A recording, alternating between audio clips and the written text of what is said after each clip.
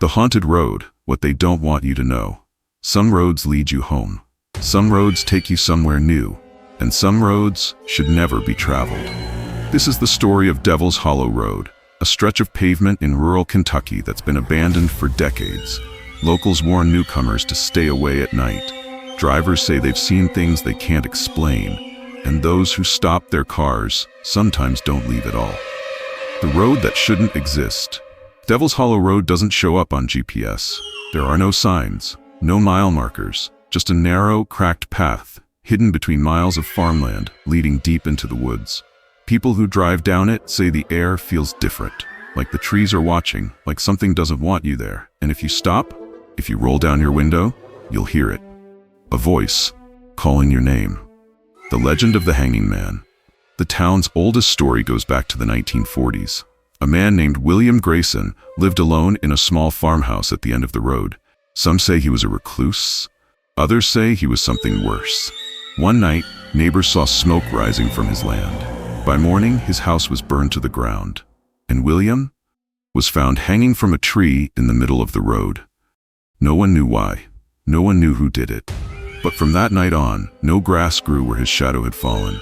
And anyone who drove down that road alone saw him standing in the headlights, waiting, watching, smiling. The wrong-turn Sam and his girlfriend, Mia, were on their way home from a weekend road trip.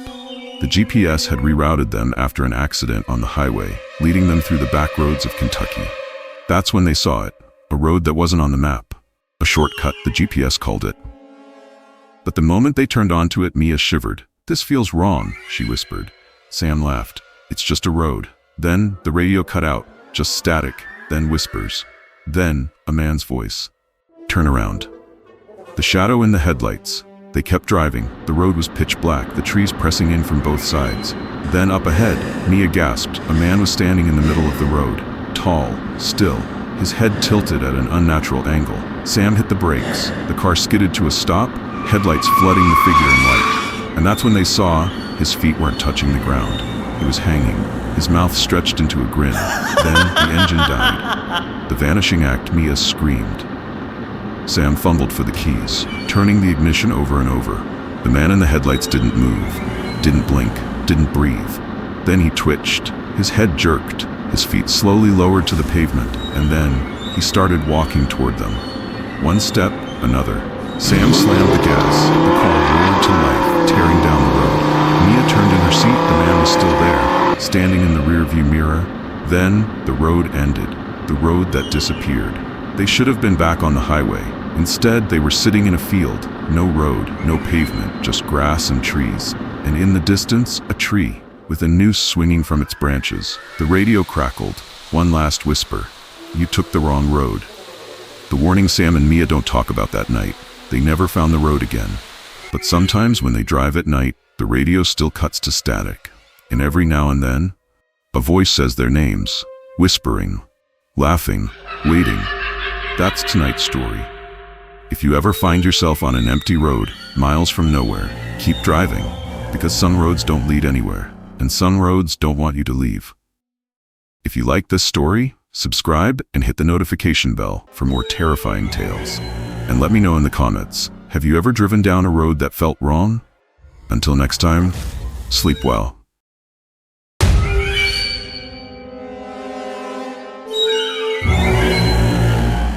The terrifying road, the creepiest encounter ever. Some roads are dangerous. Some roads lead to nowhere. And some roads were never meant to be driven. This is the story of Raven's Hollow Road, a stretch of forgotten pavement in upstate New York, where strange things happen and where some drivers never make it to the other side. The road with no end. Raven's Hollow Road isn't marked on most maps. If you ask the locals about it, they'll tell you the same thing. Don't drive it at night. It's not because of bad road conditions. It's not because of accidents. It's because some people who take that road never come back the same. The ones who do, they don't talk about what they saw. The disappearing driver. Back in the 1980s, a man named James Monroe took a shortcut down Raven's Hollow Road.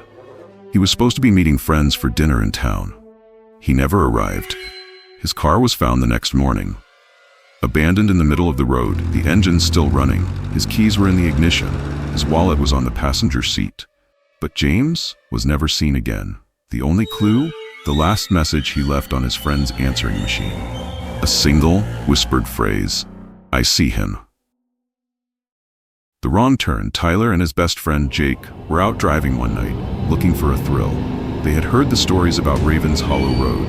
They didn't believe them. So, when they saw the old wooden sign at the edge of the forest, they made the worst decision of their lives. They turned onto the road. The pavement was cracked, the trees pressed in close on both sides, and then the radio cut out. Nothing but static. Jake laughed it off until the headlights flickered, and then they saw him. The man in the fog. Up ahead, standing in the middle of the road, was a man, tall, thin, motionless. His clothes were old, too old, like something from another time.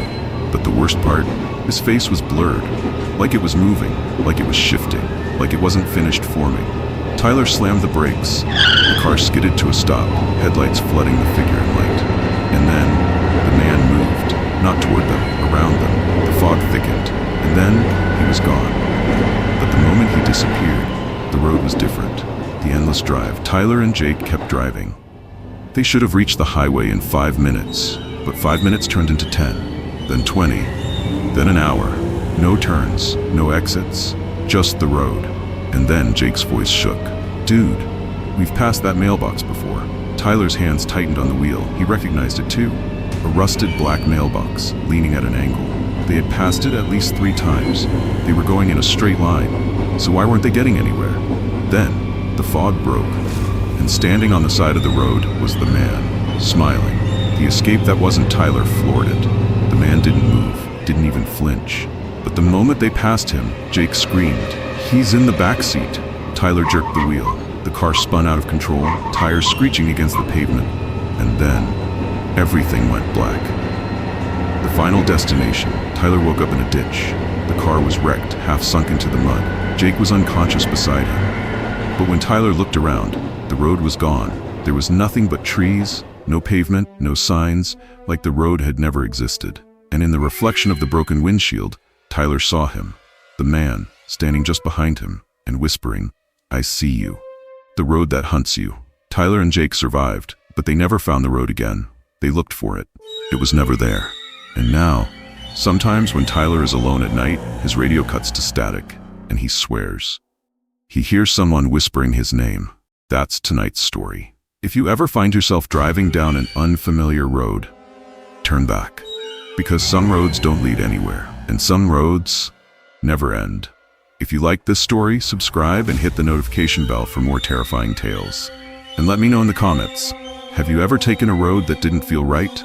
Until next time, sleep well.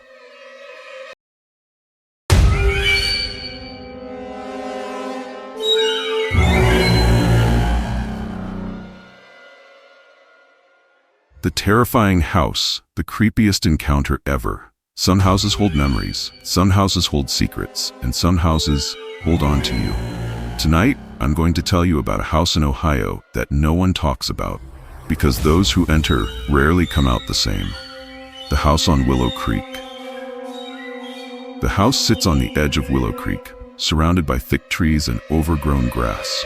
It was built in 1924, originally as a farmhouse. The Reynolds family lived there for 2 generations, until one night in 1963, they disappeared without a trace. The only thing the sheriff found was the front door wide open, and the dinner table still set. The new owners didn't last. Over the next 40 years, 5 families tried to live there. None of them stayed longer than 6 months. The stories were always the same. Doors locking by themselves, whispers in the middle of the night, and, most disturbing of all, footsteps in the attic, even though the attic had no stairs. The house was eventually boarded up, left to rot. Until Brian and Lisa Connors bought it at an auction in 2008, planning to flip it. They didn't believe in ghosts. They do now. The night it all went wrong. The first few nights were quiet. Brian spent his days tearing up old carpet while Lisa painted the walls. But by the 4th night, things changed. It started with the mirrors. Lisa noticed that her reflection didn't move quite right. When she brushed her hair, her reflection lagged. She called Brian to look, but by the time he got there, the mirror was normal again. "Just tired," Brian shrugged. But Lisa couldn't sleep, because that night she heard footsteps coming from the attic that shouldn't exist. Around 2 a.m., Brian grabbed a flashlight and decided to check it out. But when he pulled the cord for the attic door, it fell open by itself. And there, staring down at him, was a single bare footprint on the attic floor. But here's the thing, the Reynolds family didn't have an attic. The house's blueprints showed nothing above the second floor. Yet somehow, the attic was there. And the more they explored, the bigger it got. The thing they found inside. Lisa stayed downstairs while Brian climbed up.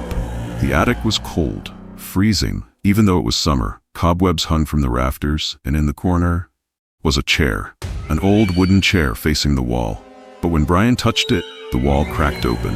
Behind the drywall was a second room. Inside, children's drawings, hundreds of them, covering the walls. All of them showed the same thing. A woman in black, standing by a window watching, smiling. And right in the middle of the floor was a doll, handmade, stitched with human hair. The last recording. That was when Brian's phone started recording. Not by him, by itself. The footage shows him backing away, flashlight shaking. Lisa's voice calls from downstairs. "Brian? Who are you talking to?" But Brian wasn't talking. He was staring at something the camera didn't quite catch. And then the flashlight died. The screen went black. And when it came back, the chair was empty. The escape that almost didn't happen. Lisa ran up the stairs, yanked Brian down, and they bolted out the front door. But as they reached the car, they heard the attic door slam shut. From the outside, like something had been watching them leave. The house stands empty, but not silent. The Connors never went back. The house was condemned and boarded up again. But here's the chilling part. Neighbors still see a light flickering in the attic window, even though the house has no electricity. And every now and then, someone hears footsteps, heavy, slow, coming from the attic, even though, according to the city's records, the house was never built with an attic. The final warning. So if you ever find yourself near an old house that feels just a little too quiet, and the attic door is already open, don't go inside, because some places aren't haunted by ghosts. They're haunted by what was never supposed to be found. That's tonight's story. If you ever heard footsteps in a place that should be empty, get out. Because sometimes the thing watching you isn't trying to scare you. It's trying to replace you. If you like this story, hit like, subscribe, and ring the notification bell for more chilling tales. And tell me in the comments, would you spend one night in a haunted house for $20,000? Until next time, sleep well.